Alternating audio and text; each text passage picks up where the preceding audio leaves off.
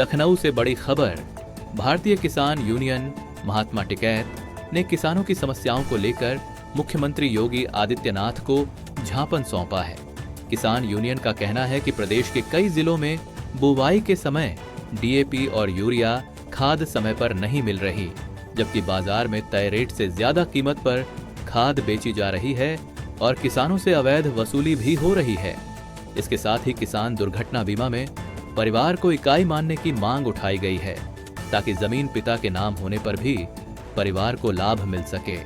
Union ने किसान दुर्घटना बीमा की राशि दोगुनी करने और मृतक आश्रित नियमों में सुधार की भी मांग की है। अब देखना होगा सरकार किसानों की इन मांगों पर क्या कदम उठाती है। देखिए, मुद्दे तो कर्जा माफी, एमएसपी पर गारंटी कानून, स्वामीनाथन कमेटी की C2+50 फार्मूला को लागू करना, 2013 के भूमि अधिग्रहण बिल का क्रियान्वयन करना, गन्ना का रेट 600 रुपये प्रति क्विंटल करना, यही सब मुद्दे थे। बिजली का बिल जो किसान देने की स्थिति में नहीं है, उसको किसानों को बिजली के बिल से, घरेलू बिजली के बिल से मुक्त करना, यही सब समस्याएं हैं जो मेन समस्या हैं, और इनको लेकर काफ़ी दिनों से लड़ाई चल रही है। बिंदु तो इतने सारे हैं कि अगर गिनाते चले जाएंगे तो किसान की समस्याएं 1000 से भी ज़्यादा है। लेकिन उन 1000 समस्याओं का निदान तो हम स्वयं करें। ये उस तरह की समस्याएं हैं कि जो सरकार के हिस्से में आती हैं और उनको करना चाहिए। उनको लेकर एक कन्याकुमारी से कश्मीर तक एक यात्रा का हम लोगों ने आगाज किया है। हम सरकार को फिर से एक लोकतांत्रिक तरीके से, सरदार भगत सिंह जी ने कभी पार्लियामेंट में वो बम फेंका था फिरंगी सरकार के बहरे कानों को खोलने के लिए, आज हम लोकतांत्रिक तरीके से कन्याकुमारी से कश्मीर तक जो यात्रा कर रहे हैं, वो सरकार के उन बहरे कानों को खोलने के लिए कर रहे हैं।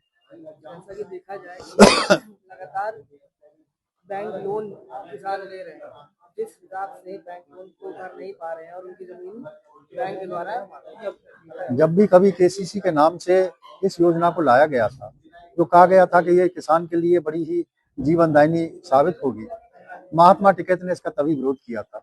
और महात्मा टिकैत ने कहा था कि किसान को कर्जा देना समस्या का समाधान नहीं, किसान को केसीसी के नाम पर जो कर्जा दिया गया वो स्लो पॉइजन की तरह है।